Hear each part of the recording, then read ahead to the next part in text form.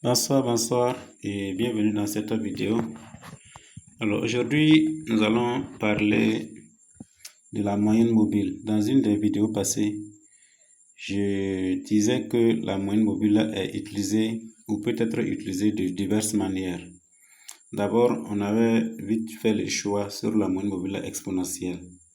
Voilà, et je disais qu'elle peut être utilisée pour déterminer une tendance de fond ou bien et là c'est pour le long terme, voilà, ou bien elle peut aussi être utilisée pour faire le scalping ou bien pour faire le day trading ou le swing moyen trading. D'abord dans cette vidéo, je vais vous montrer comment on peut utiliser la moyenne mobile exponentielle pour renforcer la probabilité d'analyse lorsque on se positionne en tant que scalper, c'est-à-dire qu'on prend des positions de très court terme. Et donc, on utilise des unités de temps aussi très petites. Voilà. Donc, pour ce faire, je vais prendre juste cette paire-là, ONT USDT, et on va se mettre dans la peau d'un scalper. Pour ce faire, on va utiliser des unités de temps très petites, allant de 15 à 1 seconde, 15 minutes à 1 seconde. D'abord, on va prendre l'unité de temps 15 minutes, M15 ici. Alors, on va activer la moyenne mobile exponentielle 9 et 20. Ce qu'on va utiliser ici, ça sera le croisement de la moyenne mobile exponentielle 9 et 20. Dans la vidéo passée, je disais que lorsque vous avez par exemple la moyenne mobile exponentielle 9 qui évolue au-dessus de la moyenne mobile exponentielle 20, alors cela peut être un signal d'achat. C'est-à-dire que c'est une période où généralement les acheteurs sont plus présents sur le marché. Et lorsque la moyenne mobile 9 évolue en dessous, c'est-à-dire en bas de la moyenne mobile 20, ça peut être un signal de vente. Vous avez dû remarquer que j'ai dit ça peut être. Pourquoi? Parce que on ne doit pas considérer ça à tue-tête et puis trader. C'est-à-dire qu'on ne doit pas prendre ça uniquement pour trader avec. Ça doit être assimilé à des zones psychologiques. C'est-à-dire ça peut être des niveaux clés indiquant soit une figure chartiste, genre un double top ou un double bottom, ou bien un range. Et c'est à ce niveau-là que si on se rend compte justement que le prix, qu'on appelle ça les deux moyennes mobiles se croisent de telle ou telle manière, alors on pense à les assimiler en fait à l'analyse. Alors, je vais donc activer la moyenne mobile EMA, c'est-à-dire la moyenne mobile exponentielle. J'ai déjà paramétré ça. Je vous avais montré dans une des vidéos passées comment il faut paramétrer en fait les moyennes mobiles. Donc, allez simplement dans les paramètres des moyennes mobiles et puis vous mettez moyenne mobile 20, moyenne mobile 9, exponentielle bien entendu. Et vous venez sur votre courbe, vous activez, vous allez voir ces lignes-là. Donc, la ligne jaune ici, c'est la moyenne mobile à 20. Et exponentielle, toujours, il faut retenir qu'on est dans exponentielle. Et la ligne violette ici, c'est la moyenne mobile 9. Ici, nous allons voir cette zone ensemble. Cette zone-là. Vous voyez là, par exemple, qu'est-ce qui s'est passé? C'était un range, une correction qu'on pouvait donc matérialiser comme ça. On va aller ensemble de façon pragmatique, comme ça, d'accord? Donc, c'est un range comme ça. Donc, nous, on va juste s'intéresser à la résistance. On pourrait bien mettre aussi le support ici, mais ça ne nous intéresse pas trop. Voilà. Et on se rend compte que le prix vient casser notre ligne de résistance pour le range, bien entendu. Et qu'est-ce qui s'est passé par la suite? On voit que la moyenne mobile 9, qui est sur la plus petite période, puisque c'est 9 périodes, genre les 9 15e minutes et les 9 20e minutes, c'est ce que ça veut dire. Voilà. Donc, on se rend compte que ici, la moyenne mobile 9 est au-dessus.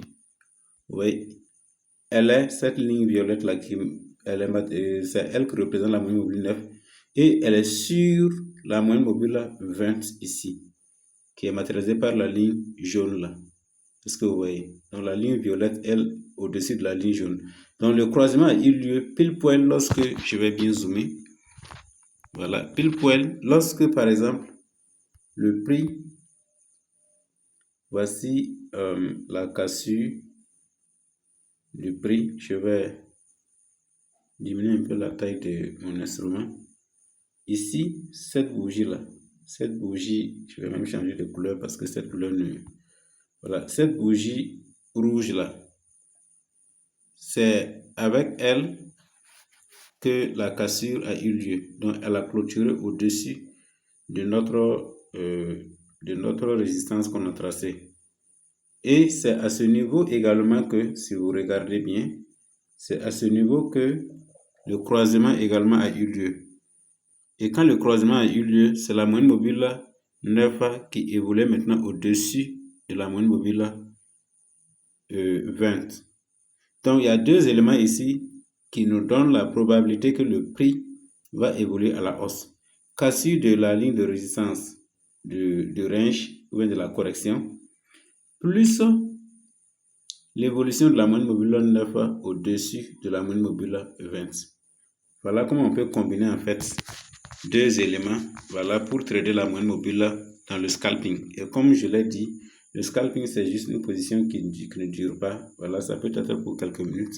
Ici, j'ai pris vraiment l'unité de temps maximale pour un scalper. L'unité de temps maximale, c'est vraiment M15 là. Sinon, c'est le M5, M1, c'est-à-dire une minute, voire même 1 minute, 3 minutes, 2 minutes, 1 seconde. Voilà, et nous irons peut-être voir également ça. Et vous voyez que lorsque le prix a cassé ici, par exemple, là, lorsque il a cassé ici, qu'est-ce qui s'est passé? Il a évolué jusqu'à ce niveau-là. Voilà, c'est-à-dire que quelqu'un qui entre en position d'achat ici, dans cette zone après la cassure, le support, qu'on appelle ça, le stop loss, c'est-à-dire que si par exemple vous décidez de rentrer quand le prix a cassé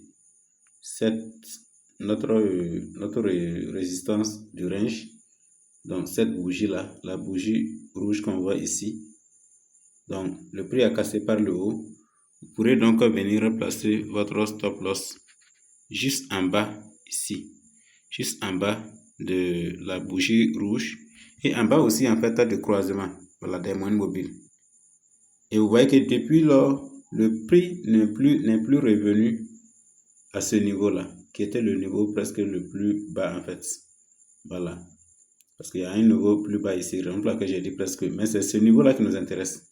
Donc vous voyez, le prix n'est plus revenu. C'est-à-dire que quelqu'un, après la clôture de cette bougie rouge et ayant vu également le croisement, voilà, qui rentre en position, donc deux éléments lui donnent la probabilité. Bougie rouge clôturée au-dessus de cette résistance, croisement des deux moyennes mobiles 20 et puis 9, et de sorte que la moyenne mobile 9 évolue au-dessus de la moyenne mobile 20, alors il rentre en position d'achat et voilà, la personne serait naturellement en gain jusqu'à ce niveau-là où il peut couper sa position ou bien manager, peut-être déplacer son stop loss, voilà, mettre au prix, donc aller mettre le stop loss genre au prix de 0,1411. Est-ce que vous voyez? Ensuite, si on va dans la même analogie, ici par exemple, on a un range. En même temps qu'on a déplacé le stop loss, mais on se rend compte que le prix a évolué ici en range. De cette belle manière, vous voyez. Voilà, de cette belle manière. Donc ce range-là peut aussi être tradé. En quoi faisant? En traçant justement, voilà, le support et la résistance du range. Et si, généralement, en fait, quand il s'agit d'un range, la moyenne mobile, que ce soit une moyenne mobile ou bien deux moyennes mobiles que vous avez activées pour lire les croisements, généralement, quand le prix évolue jusqu'à un certain niveau, premier top, deuxième top, premier bottom, deuxième bottom, vous allez vous rendre compte que la moyenne mobile en fait essaie en fait d'évoluer au milieu. Et quand ça commence à évoluer au milieu comme ça, sachez qu'il y a une probabilité que ça soit un range. Donc, ne vous précipitez pas pour prendre une position. Et vous voyez que justement, dans ce range-là, le prix, qu'on appelle ça, les moyennes mobiles s'enchevêtraient, mais juste au milieu en fait de ce range-là. Maintenant, le moment favori, c'était là encore, où le prix est venu casser notre support du range. Le prix est venu casser, mais à partir d'en haut, ici d'ailleurs, il y a eu un croisement. Mais ce croisement ne pouvait pas en fait nous donner une bonne confirmation parce qu'il y a eu beaucoup de croisements ici, si vous avez bien remarqué. Mais étant donné que c'était un range, alors les croisements avaient lieu, plusieurs croisements avaient lieu, mais en évoluant en fait en traversant les prix. Voilà, les petits mouvements de prix. Est-ce que vous voyez? Mais là, le croisement a eu lieu, ça ne donnait pas en fait une bonne confirmation parce que après ce croisement, le prix pouvait encore remonter. Mais ce qui nous réconforte est qu'il y a eu une cassure en fait de ce niveau où le prix a tenté de casser plusieurs fois et il n'a pas pu. Voilà, ce niveau-là. Vous voyez, première fois, il a tenté de casser, n'a pas pu. Deuxième fois, troisième fois, quatrième fois, il n'a pas pu. Et maintenant, pour la cinquième fois, il y a eu une cassure. Voilà. Et voilà, je vais bien zoomer. Vous allez vous rendre compte que cette bougie n'était pas la bougie cassure, mais cette bougie est venue clôturer carrément en bas en fait de notre range, donc de notre support. Et au-dessus ici, il y avait l'évolution de la moyenne mobile 9 en dessous maintenant. Donc lorsque c'est le renversement de tendance en baisse, sachez que la moyenne mobile 9 maintenant, qui est sur la petite période, qui est la moyenne mobile exponentielle de la petite période, évolue maintenant en bas de la moyenne mobile 20, qui est la moyenne mobile exponentielle de la grande période.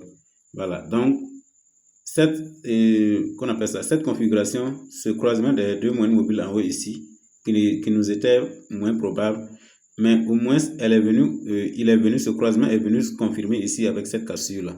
Donc juste après cette cassure, où le prix a clôturé en bas de la, qu'on appelle ça, en bas du support et en bas des moyennes mobiles également, alors on peut aussi prendre une position de vente, c'est-à-dire ouvrir un long. Et si on ouvre un long, notre stop loss pouvait être juste au-dessus de la bougie qui a clôturé, en tout cas en bas de notre support. Est-ce que vous voyez? En ce moment, on a un très bon momentum, on a un très bon stop loss, un bon ratio du moins. Voilà. En ce moment, le ratio est tellement minimisé et si vraiment le prix va évoluer dans notre sens, on va mieux gagner.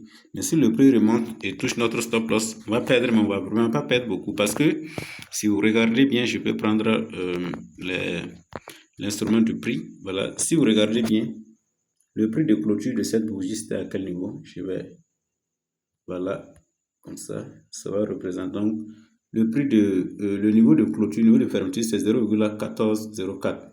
Et moi, je sers mon stop loss à 0,1413. Donc, vous voyez que le pips est tellement faible, si bien que même si notre stop loss venait à être déclenché, mais il n'y aurait pas vraiment de perte en tant que telle. La perte serait très minimale. Voilà. Mais si notre stop loss n'est pas déclenché, et vous voyez bien évidemment que depuis que le prix a franchi ce support-là avec cette bougie baissière, il n'est plus vraiment revenu dépasser ce niveau-là. Vous voyez que ici, c'est un retest, mais il n'a pas vraiment touché notre stop loss et il évolue encore en baisse. Il évolue encore en baisse et on aurait pu profiter en fait de toute cette baisse-là, juste à travers la combinaison de ces deux éléments techniques. Croisement de moyenne mobile, dont la moyenne mobile exponentielle 9 en dessous de la moyenne mobile exponentielle 20, en haut ici, moins probable, mais cassure du support de range, ce qui augmente maintenant la probabilité et on prend la position. Mais sachez que ce n'est pas ça seulement. Il y a d'autres indicateurs qu'on peut assimiler, voilà, qu'on peut, du moins ça, on peut en fait combiner. Voilà. Mais en attendant, c'est pour vous expliquer en fait comment on peut utiliser la moyenne mobile exponentielle. Et si vous avez bien remarqué, je vous ai montré premièrement en fait les supports, les résistances, sachant justement que ça sera la base en fait avant que les autres maintenant viennent compléter. Donc vous voyez qu'à chaque fois, on va toujours utiliser les supports, les résistances, que ce soit dans les ranges, que ce soit dans les tendances. Et maintenant, utiliser des indicateurs pour venir confirmer en fait ces analyses-là, ou bien ces mouvements de prix-là. Est-ce que vous voyez? Donc ici, c'est comme si on utilisait en fait les supports et les résistances, voilà, ou bien les niveaux clés si vous voulez, et qu'on appelle ça, on accompagne maintenant avec la moyenne mobile exponentielle. Et ici, c'est le cas du croisement. Le croisement entre ces deux moyennes mobiles-là. Et je précise que la moyenne mobile 20, la moyenne mobile exponentielle 20 et 9 sont plus, sont plus lisses et donnent plus de probabilité en fait lorsqu'on utilise les unités de temps plus petites. Si on vient par exemple en 5 minutes, voilà, on va aussi voir presque le même raisonnement. Vous voyez qu'ici par exemple, ici le range qu'on a vu en M15 là, c'est ça comme ça, ce gros range en fait, voilà, parce que cette unité de temps étant plus petite, c'est normal qu'on sente voilà, que le range ait pris plus d'espace. Donc c'est normal, mais il n'a pas pris plus de temps parce que c'est le même temps. Voilà. Une bougie de 5 minutes, ou du moins une bougie de 15 minutes est égale à 3 bougies de 5 minutes naturellement. Parce que 3 fois 5, ça fait 15. Donc ça, c'est un calcul mental. Bref, si quelqu'un utilisait en fait le M15 et le M5 du moins dans 5 minutes, naturellement, c'est à partir de ce niveau aussi qu'il pouvait en fait rentrer en position. Mais si on active, on va activer une seconde, ou bon, une seconde, on aura juste une ligne, ce n'est vraiment pas trop truc. Mais au moins une minute. En ce moment, les bougies vraiment ne sont pas trop sympas. Mais bon, on peut aussi les utiliser. Donc, vous voyez qu'ici, croisement des deux moyennes mobiles, où la moyenne mobile là, 9 évolue en dessous et la moyenne mobile là, 20 est au-dessus. Et à partir de ce croisement, alors le prix a baissé. Mais il n'y a pas que ce croisement, comme je l'ai dit. Il y a eu d'abord un range qui a précédé. Donc, il fallait en fait d'abord tracer ce range-là comme ça. Il fallait d'abord tracer ce range ou bien l'identifier. Vous voyez là, parce que le prix a fait plusieurs impacts ici. 1, 2, 3, 4 impacts. Je vais bien les illustrer, vous allez voir. 1, 1 ici, 2, 3, 4 impacts sur notre support de range. Alors, il vient casser maintenant pour la 5e fois. Donc, ce qui veut dire que le prix va aller en fait en baissant. Et en plus de ça, il y a eu un croisement des deux moyennes mobiles là.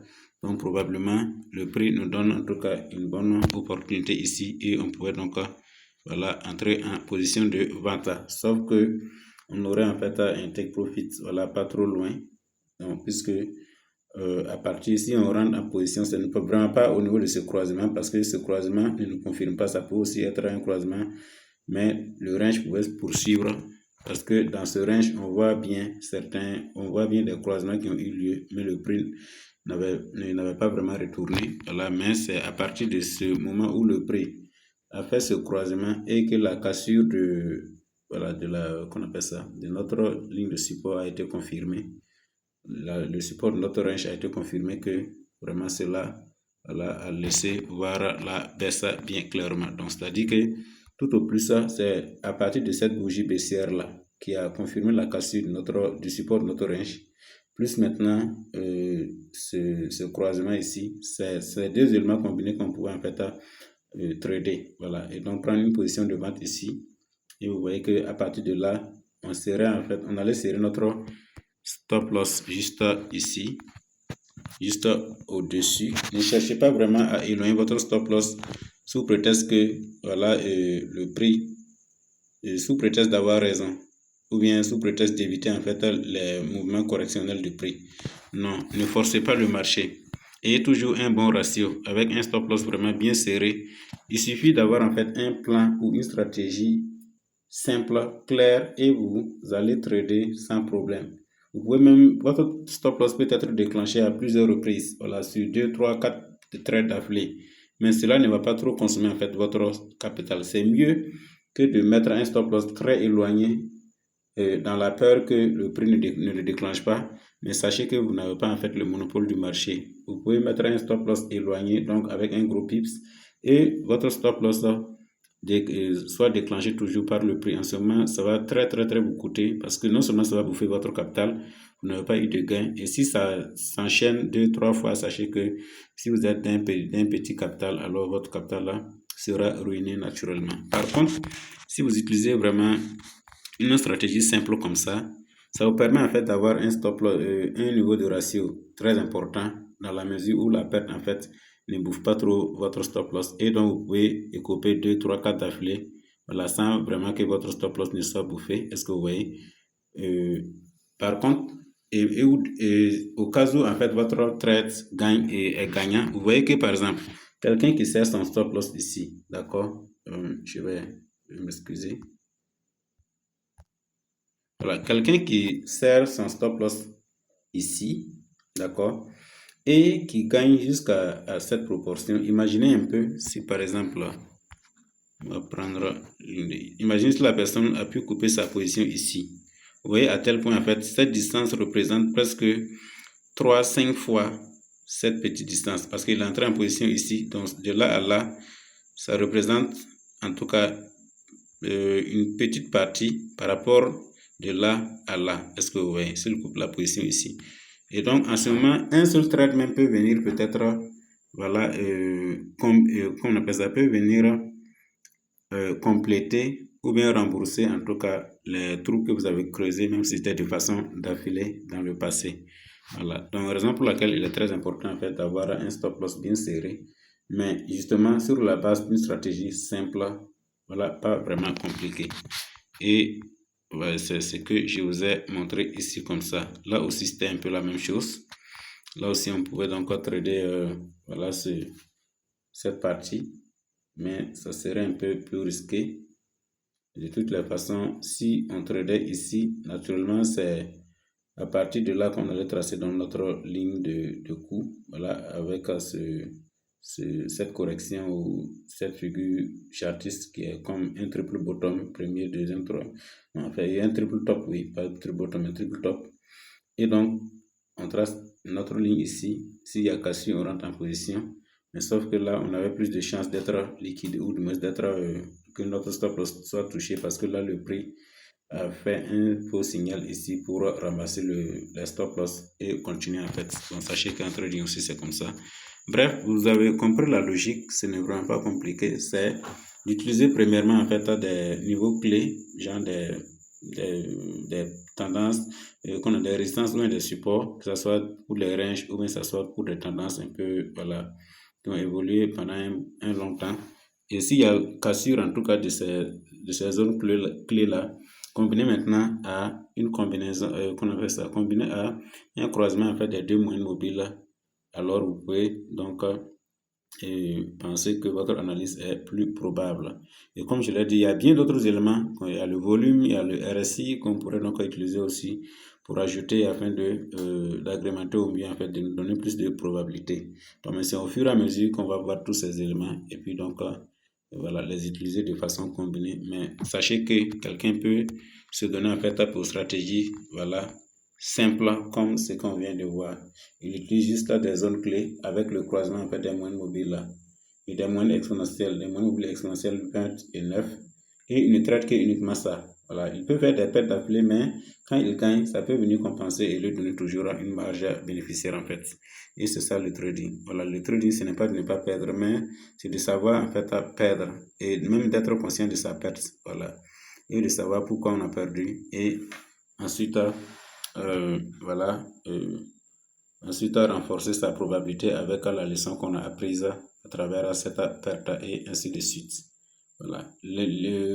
L'idée, c'est d'avoir en fait à la longue ou bien en tout cas au finish, si votre dimension de temps pour le résultat c'est 1 mois, c'est d'avoir au bout de ces 1 mois un profit que voilà que de gagner, que d'être en perte. Si vous avez mis un capital de $50 et que à la fin du mois vous vous retrouvez peut-être avec 60 ou bien $115, bravo à vous.